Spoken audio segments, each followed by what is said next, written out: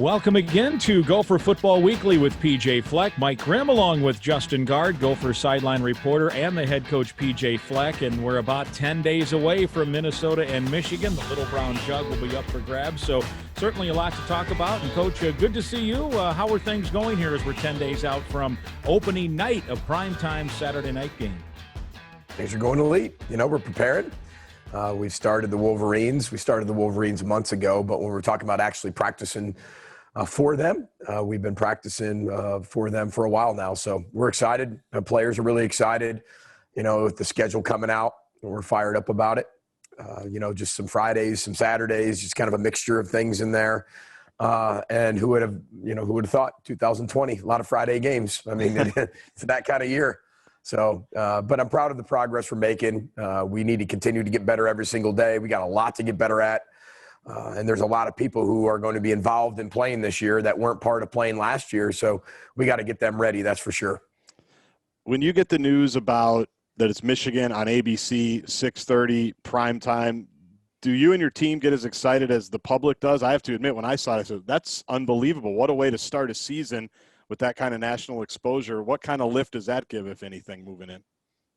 Yeah, I don't think it gives much of a lift. I don't think that's what we're focusing on is the TV stuff, but it's exciting that we get to play at home, at home, 6:30 at night to kick off the game. And, the coverage that we're going to get is positive, but, nobody wants to have that type of positive if you're not prepared and don't play well. So Right. We've got to find a way to be our best football team. We got 10 days to be able to do that. We got a lot to get better at.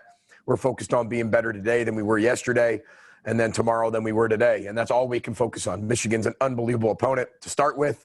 They're a really good football team, have a ton of skill everywhere, and everybody knows about the Milton kids. So, it's a wonderful challenge to open the year. They're very talented, well-coached, and, we're excited it's at TCF Bank.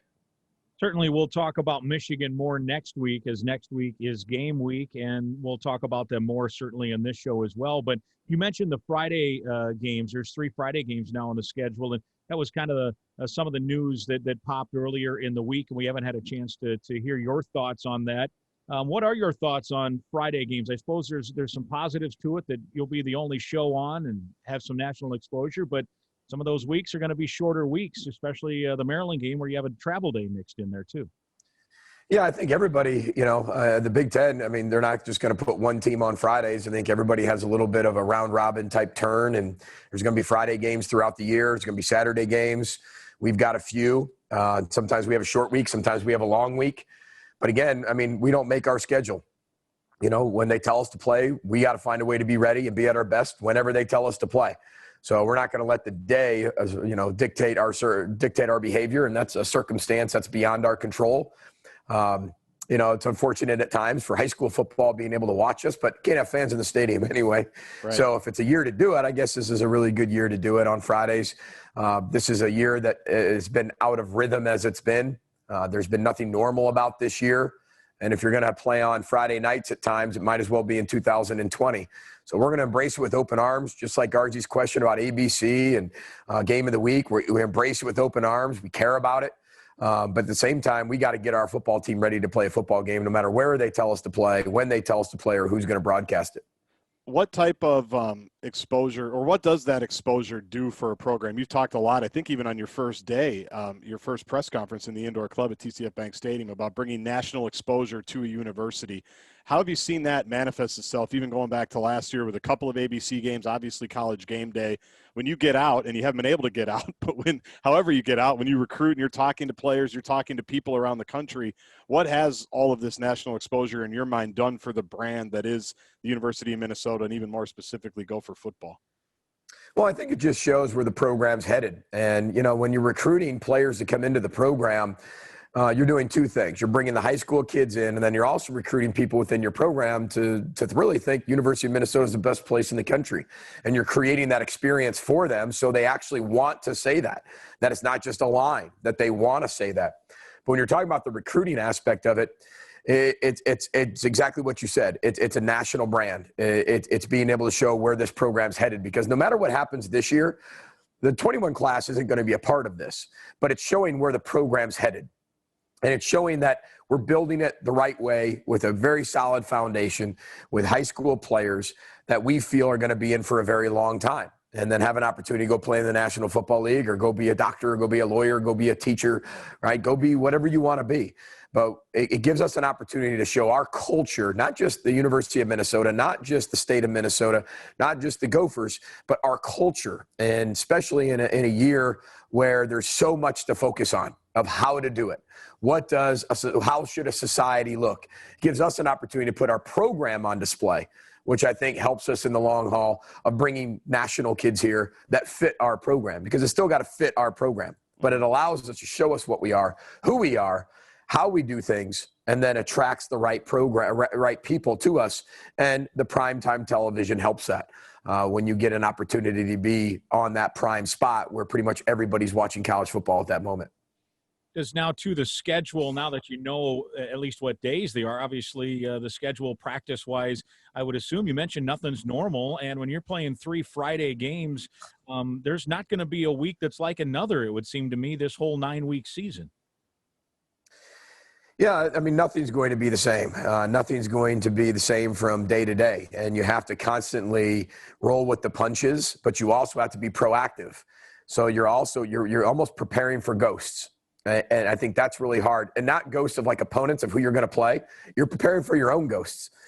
There's days that we'll have guys that are all healthy, and then the next day 2 guys are out. Now they're out for, 3 weeks. And they're not coming back. And now you know that. And we're 10 days out. So I think everybody's dealing with that across the country right now, especially in the Big Ten with the rapid daily testing, which I think is critical for us being able to play and being able to continue to, eliminate the spread of COVID-19. But you got to be able to roll with the punches, and you got to find a way to be able to adapt to what's going on. We told our players everything we do has got to be just right. And something could happen to you, and it's not fair. You did everything right, and COVID-19 found you somehow, some way. There's nothing you can do about it. And as a football team, we've got to respond to that. So it's one of those years you got to find a way. There's going to be so many things that we're going to go through. I'm sure it's like the expansion west and on the Oregon Trail. Everything they saw was something new that they had to adapt to, including winters in the mountains. I mean, you're going to have to adapt to the unseen. And I think that's what makes this year very difficult. But like I said in the past, it's also what makes it really fun, which sounds crazy. It's the chaotic fun. Yeah. It's a disorganized fun that you got to find a way to enjoy at the same time. Do you go back to your old Western Michigan folders and think about, because Maction was a thing, right? I mean, you guys were playing on Tuesday nights, Thursday nights. You were playing all over the place. What do you remember about those opportunities and how you had to adjust through that? Let me jump in. It's a little different because you'd have Maction, you'd have Tuesday games, Wednesday games, Thursday games. You'd have 4-day prep days. You'd have 9-day prep days. This is just 6 or 7, so it's okay. 6, 7, and 8. You just kind of go back and forth. Part of what we've already done over the last 4 weeks is we've already prepared for the first 4 opponents somehow, some way, and put that time in just in case we did get put on Friday nights, and we did. So we've done that. We've already been able to check that box, and you hope as a head coach that all that work was, for something in the future that turned out, and it happened to be. 2 of the 4 games are on Friday nights, and thank goodness we did that. So we'll adapt to it. We'll prepare for it. It's not as bad as having the 4-day turnarounds, 3-day turnarounds, or like 11-day awkward times turnarounds. But it's okay. I mean, everybody's going to have to deal with it, and the team we're playing has to deal with it. So, but it is exciting too. I mean, it just adds a new element. I mean, there's an NFL game on tonight, guys. It's Tuesday. Yeah. Right. It's just unique for 2020. So we embrace it with open arms. We're going to have fun with it, and we're going to do everything we can to put the best team on that field.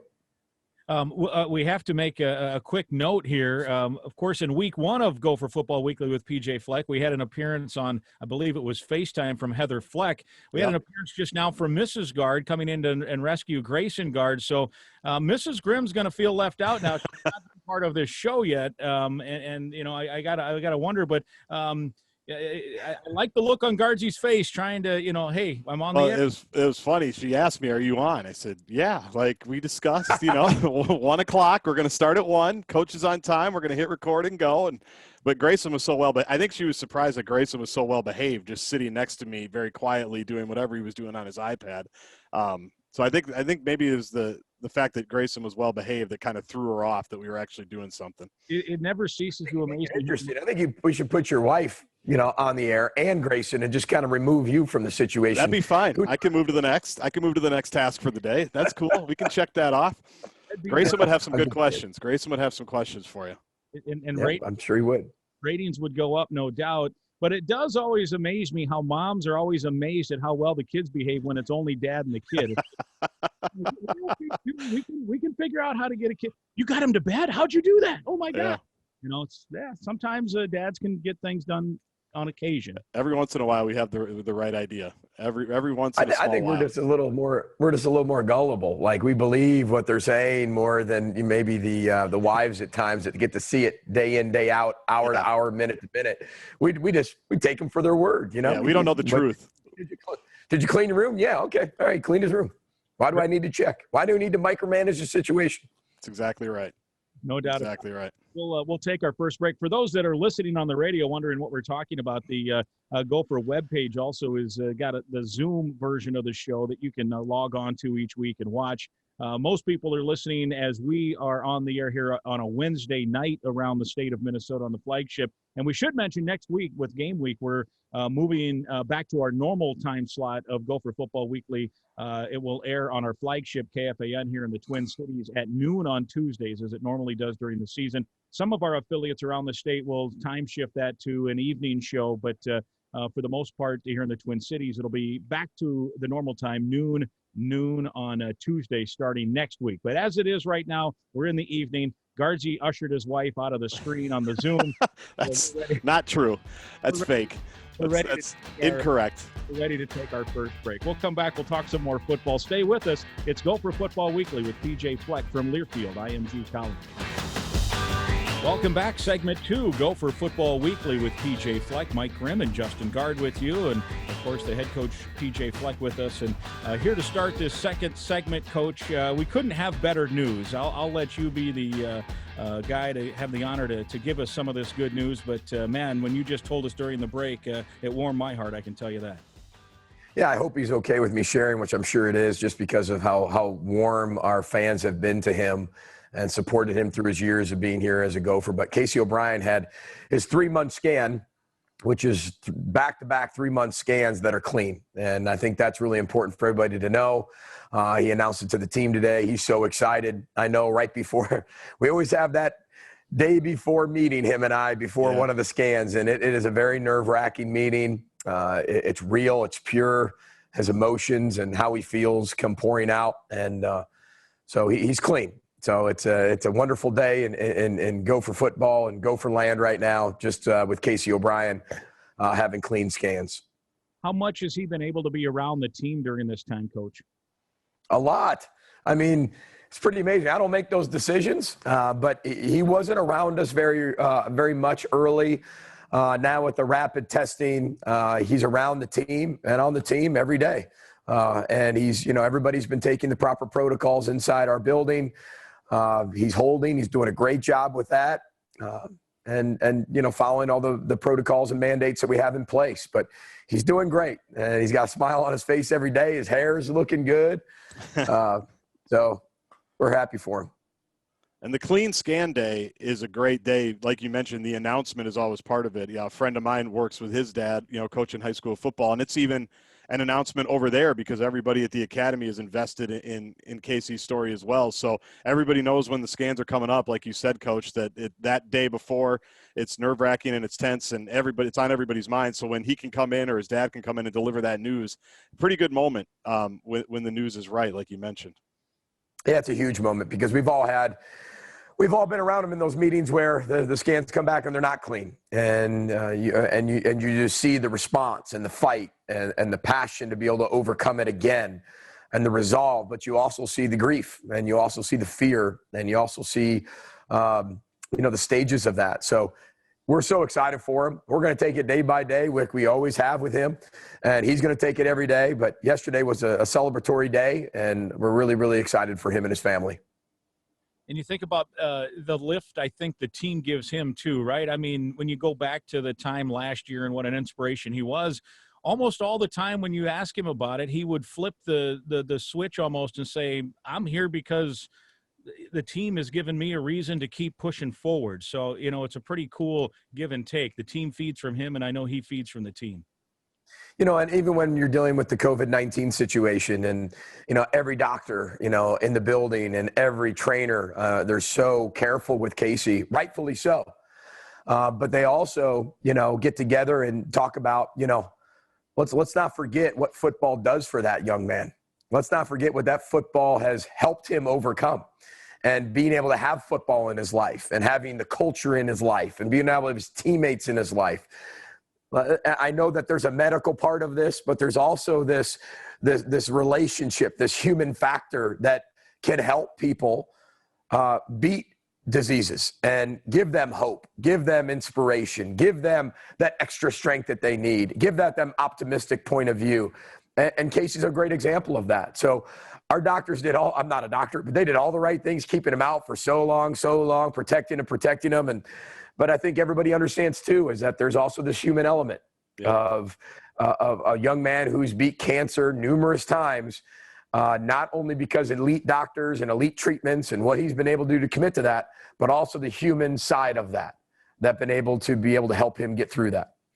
On the human side, Coach, how has it been? We've talked a lot about how 2020 has impacted how you've done everything, on a day-to-day basis, on a month-to-month basis. But I'm curious, with the serving and giving portion of the program, specifically even going to Masonic Children's Hospitals, we all know kind of who's allowed in, who's allowed out. That's such a huge part for both Heather and you, and obviously Casey as well, to go back and visit kids and visit families and things like that. What adjustments have you been able to make sure that you're still connecting with those same people that are in the hospital right now, the ones that you would see, on a weekly basis or a bi-weekly basis? Yeah, you're doing a lot of things through Zoom. You're doing a lot of things on the phone. Our players had a chance to go over to an elementary school yesterday on their day off and wear masks and still interact and do things, but from a distance. But the hospital is a little bit more difficult because there's only so many people allowed. Certain people are allowed inside there and certain numbers. So you got to do a lot of things virtually. But there's not a lot of galas. There's not a lot of fundraisers live anymore. So you got to find new, unique ways of doing that. I'm proud of Heather for putting out her clothing line of what she's been able to do with that to raise money. For the Children's Hospital, for the Row the Boat Fund, and it's been, and the Ronald McDonald House. So you've got to find creative ideas and ways to be able to still do those things and to feed the charities and feed the organizations, but also invest into the children. So a lot of Zoom things. Yeah, I was going to ask about that as well in terms of some of those hospital visits, because Casey's been, and the whole team really has been involved with a lot of people where it's not just show up in the room for 30 seconds and, give them you guys have those cool little coins and the medals and all that stuff. I mean, there are some friendships and some relationships that have evolved into time away from the hospital and FaceTiming and all that stuff. And so it's good that there's some of this technology that's allowing people to stay connected during this time. Yeah, I think you even got to show Rashad Bateman that, has a relationship with Braxton and got a chance to be able to do that and interact. They both put that out there on social media. And I think that that's what you're talking about, that human element that we're all missing. When you're all working from home, you're all doing virtual things. I mean, think about these kids in the hospital right now. I mean, they can have one visitor, and then that's pretty much it. And you're thinking about all the people who used to come in and see them, whether Adam Thielen or Kyle Rudolph or the Gophers or our men's basketball team, women's basketball team, the Minnesota Wild or the Minnesota Lynx or, Minnesota United. Everybody was coming in, right? And then all of a sudden that halts and stops. And again, that human element we're all talking about, we have to continue to keep finding ways to be able to do things like that virtually. And hopefully we can get back to that, so that piece of normal interaction at some point, in the near future. So as you looked forward towards Michigan, like Grimmer said, we're about 10 days out. I mean, how many days would we be in now? Maybe 10 or 12 days with daily testing and practicing and all those things that go into it. How has that whole process gone? And I ask you this every week, so it's probably redundant, but where are you in relation to where you kind of want to be Saturday night, the 24th, against the Wolverines? We are where we are. I know that's kind of a vague answer, but we are. We're taking it 1 minute at a time, because you can have your entire football team one day and then 10 minutes later have 2 positive tests, and now they're gone for a few games. And that's how fast it changes. And the daily testing has been awesome. The private companies you hire to do that has been awesome. Our training staff, our nurses on campus have been awesome. Our players have been awesome. Our staff's been awesome. But it's scary, because you got a lot of people who are asymptomatic, and then you have a test, then you have another test to back it up. And if those tests are positive, then you're out for basically 3 weeks. And that's really half the season. So there's a lot of key positions that you're constantly building depth just in case. We've been somewhat lucky so far. I say somewhat because it hasn't been 100%. But you don't know what tomorrow's going to bring. And I think that's the worrisome part about 2020, is that you just don't know. And my message to the team today was, you might be on scout team today. Like next week against somebody, you might be starting. And that's the fact that we're all going to have to deal with in 2020. Watch the games. Everything's happening in college football right now. Everything, right? This team's losing to this team. This team's beating this team. This team lost to this team, and then they beat this team. It just doesn't make sense. But everybody's going through these things, and that's why 2020 is so unique. That's why the kids are getting a free year. That's why they're getting the year back, because it's going to be a roller coaster ride in 2020 with the rapid testing. But in a good way, in a safe way, first and foremost. I mean, playing is not the most important thing. Being safe is the most important thing. But it's going to be a roller coaster ride. And we're talking like a loop-de-loop roller coaster, not just the one in the kiddie land. Yeah, and you're dealing, and everyone's dealing with this. We're seeing games each week get postponed, and I know Vanderbilt had a game postponed, and I think their coach came out and said, look, our kids, we thought, did everything right, and a couple of tests, and it doesn't take long before, when you're in close quarters, it's enough to postpone a game. So even when you're doing stuff right, it might not end up the outcome that you want. But now you're dealing with that, and you're dealing with football injuries too. So now you kind of got the double part of it where, someone tweaked an ankle, or someone pulled a hamstring, or, has a bum shoulder, whatever. It's a lot on the plate, I would think. Yeah, and I think that's one of the biggest messages, and a message we keep telling our team. If you get COVID, that doesn't mean you did the wrong thing and you should feel guilty for having it. We have guys, as best we can, in synthetic bubbles. We have guys just going back to their room. We talk about all your fun should be here. A lot of times they're not getting it from here, but they're getting it from somewhere else. But they might just be walking to get something to eat and they get it. They might touch something, right? They might, it might be somewhere in the air how this thing is transferred. But just because you get it doesn't mean you did something wrong. But the rapid testing allows it not to spread. And I think that's the critical part of this whole thing, is to make sure we can take care of everybody else around you. But it doesn't mean they're doing the wrong thing if they get it. And I think part of this, if you see social media at times, or you see the media at times, a lot of times people they're having a lot of mental health issues when they get it, because they feel like they did something wrong. Right. They feel like they led somebody down, and they did everything right. It's that type of virus.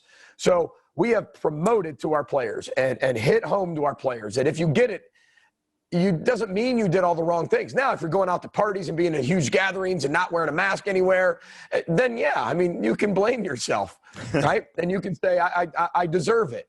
But the biggest thing is making sure we don't spread it. And then you have the injuries on top of that. And that's why I say, guys, I'm not going to sit here and tell you our roster and what we're doing and who's missing and who's going to be out and who won't be here. I'm not doing that. I'm not doing that at all. But I will say it is going to be an interesting year. Well, on that note, have you noticed a different level of engagement at all? Or maybe attention to detail might be the wrong word, but just a lot of times at this point in the season, your scout team's going to be your scout team. They're looking at different things, but now they might have to, as you know your playbook front to back and know everything that's going on, whether they're a third stringer, a fourth stringer, fifth stringer, or whatever. So have you noticed a different level of engagement from the younger guys than maybe you would ordinarily at this time of year, if that makes sense? Well, first and foremost, we're going to have a lot of young guys, inexperienced guys play for us as it is. That was going into this year, especially on defense. But now this adds this really youthful movement on guys that are true freshmen that maybe aren't ready to play, have to not only know the scout team, which they have to be the best Michigan or the best Maryland or the best Iowa or the best Purdue that they can be, study that film so they can actually be really good with that, but also still know the game plan for us just in case. It's a lot on someone's plate, but that's the strain and the stress that we all have in 2020, and whoever can handle it better for longer and handle it more maturely, when they know they have to do it, they want to do those things, then we have the best chance. But I see a bigger engagement. But just like anything, JG, I mean, young guys at times, they just don't know what they don't know yet. There's a reason why a senior-led team is usually better than a freshman-led team. It just is, because they have that experience. They have that leather skin. They have those scars. They've failed. They've overcome. They've conquered. They've succeeded. They've had everything. Where these freshmen we're doing everything we can to give them all that in like 5-6 weeks. And it's very unique and very different in the climate of our country right now. Well, we're due for a break here, but are you trying to hint that the radio announcer's Too Deep chart on opening night might not be what he thinks it might be? I'll let you fill in the Too Deep on the – why don't you just fill in the Too Deep. Just fill it in for me, and I'll sign off on it. I got you. Very good. Well, let's take another break. We'll come back for segment 3 here. It's Gopher Football Weekly with PJ Fleck. We want to thank Sunbelt Business Advisors. Onward for Business, presented by Sunbelt Business Advisors. They want to be on your team when you buy or sell your business. Onward for Business is the one-stop shop for buying or selling your business and for payroll, insurance, bookkeeping, and more. Onward, Sunbelt Business Advisors, proud to sponsor Gopher Football Weekly with PJ Fleck. Segment 3 is on the way. It is Gopher Football Weekly with PJ Fleck from Learfield. I am Drew Collins. Welcome back, Gopher Football Weekly with PJ Fleck, Grimm Gaard, along with the head coach. And if you've missed any portion of the show, you can always catch it on demand via the Gopher podcast. You can download or subscribe wherever you get your podcast. Guardsy, go ahead. Well, Coach, you talked to us last week about the new initiative that your team had put together called HERE. HERE, Ending Racism Through Education, I believe is how the acronym goes. And you mentioned that you were going to have your first meeting this past weekend. I'm curious if that meeting took place, who was part of that, and how you think everything went. Yeah, just to be clear, it stands for Help End Racism Through Education. But there we go. And HERE is for here, right? Got it. We Row the boat still RTB, though, right? I still got that one right? You got it, man. You got it. And run the ball. Yes, it's both. But our players did such an amazing job with this. We had a team meeting the other day to kind of kick off this initiative, this campaign that I hope a lot of our fans get behind and kind of see what our players wear and have, and we'll support this initiative that really is about ending all racism. And I think this is critical. Our team had a team meeting for about 2 hours the other night. Where about 35 guys got up and told their story about how they were affected by racism. And we've done this, but we didn't do this as an intimate setting. We have done things through Zoom, but this was way different. And to hear stories from our players that maybe some I knew, some I didn't know. Some of the ways, different things that I would never know affected somebody a certain way.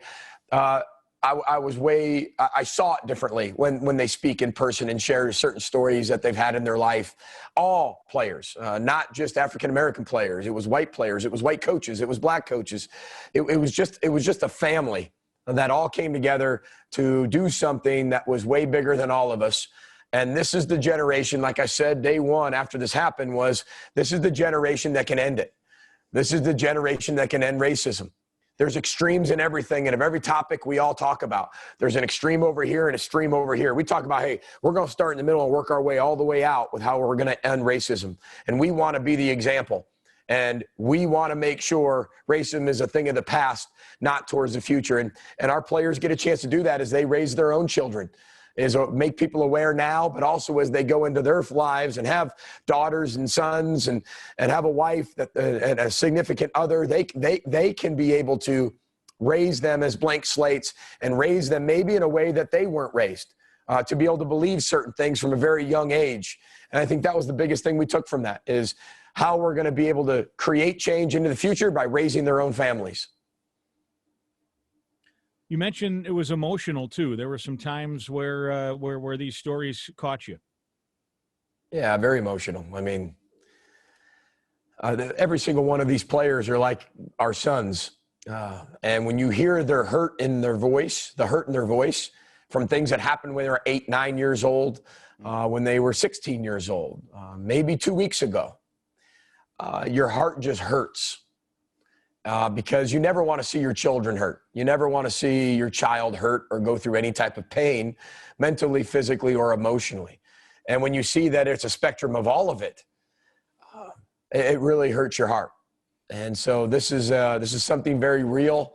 This is something that's here. And this is something that we need to be the example of how we're going to change and how we treat people. And this is what our players feel very passionately about. And I'm glad that they have the maturity to be able to put something like this forward.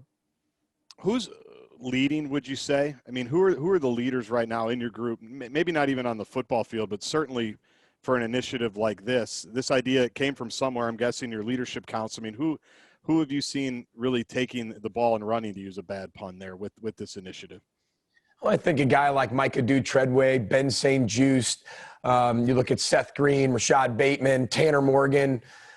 Again, it's going to take all of us. Mm-hmm. It's not just one race. It's going to take every single person treating people as people, period, right? And treating everyone equally and fairly. You know, and this is something that's bigger than all of us. But those are guys who have been very Coney Durr has been. This was Coney Durr's idea. Right. The fact, maybe not the here, but we need more education in our society. And I think, you know, Seth Green brought it up to me. He goes, Coach Fleck, how many African-American teachers have you had in your life? And as I went through, I was like, I haven't had any. It put everything in perspective for me. I got education from one point of view or one textbook or whatever it was. This is about educating our players as people, as husbands, as fathers, as human beings, right? As a race of humanity. That how are we going to be able to know what racism is, what it looks like, all forms of it, and how are we going to change it? And we need to be educated. At times, what racism is, times in our country, what did it look like? How can you identify it? How can you step in and help? And Coney Durr was all about having education is the answer. Right. Not just empathy, but education. And that's where we came up with ERE, means was, stop, before. And then we put the here, the H, for helping, because George Floyd was killed here. And so that's what the whole HERE campaign is. We all need to help end racism through education, and we all need education, and we all need to listen. It's not just listening, it's listening to how you can educate yourself, how you can make yourself better, how you can make somebody else around you better, and how you can know where we've always been to now know where we should go. On that note, let's take another break. It's pretty cool to hear how teams can come together, and, you know, locker rooms have, you know, it's kind of a microcosm maybe. And, you know, when you're in the locker room, there's still sometimes disagreements, right? But they're, at the end of the day, to use your slogan, you end up trying to row the boat together even through some differences. And that can kind of be, I guess we won't take a break, that can kind of be, you know, a microcosm of society in general, as sports teams sometimes lead the way with this. Well, I think the perfect way to look at what society should look like is just open the door and look inside a locker room. There's going to be disagreements. Not everybody's the same. Not everybody comes from the same background. Not everybody has the same religion. Not everybody has the same beliefs. Not everybody's the same age. Not everybody's the same size. Not everybody's the same color. Not everybody comes from the same economical background.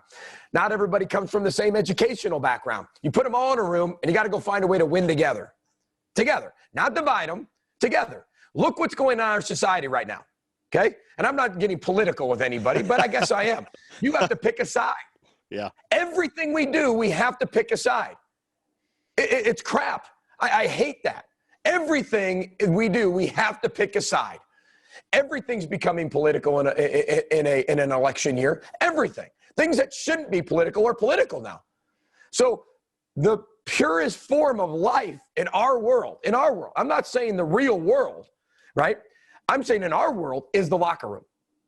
Forget about me, I love you. We're going to do it together. We're going to row the boat together. You might have different views. I might have different views. We might argue. We might go against each other in practice. I might beat the living crap out of you for 2 plays, and then you're going to beat the living crap out of me. But we're going to walk off the field hand in hand, arm in arm, as teammates, as brothers, as family. That's what the world should look like. Why is it so hard? Like, I just don't know why it's that hard. And we can learn so much by just looking into a locker room. And we want to be the example of what it looks like with us. And that's what the whole Here campaign's about. Let's take a break now. That's wonderfully stated. This is Golden Gopher Football from Learfield, IMG College.